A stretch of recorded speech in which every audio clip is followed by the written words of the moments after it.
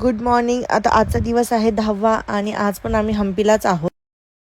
मस्त मग सकाळी उठून आम्ही चहा बनवला पटकन आणि आज विचार केला की ट्रेकिंग करायची, कारण इथे साईडला एक डोंगर आहे असा दगडांचा. रिद्धू पण उठतोय. मग आम्ही मस्त थर्मासमध्ये चहा घेऊन निघालो.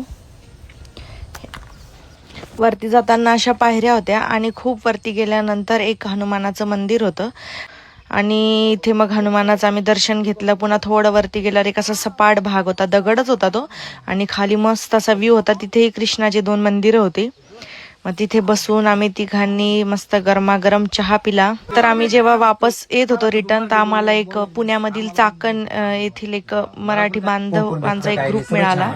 तर त्यांनी आम्हाला ओळखलं, ते आमची रील बघत होते आणि त्यांना खूप छान वाटलं आमची गाडी वगैरे बघून. लंच बनवताना पुन्हा एक फॅमिली भेटली आणि त्यांना पण आमची गाडी बघून खूप छान वाटलं. मग गरम गरम भाकरी करून घेतल्या आणि चवळीची भाजी केली होती छान. तर आज दिवसभर आराम केला मस्त. काही कुठे बघितलं नाही आम्ही. आणि आता आम्ही आलोय थोडंसं शहरामध्ये.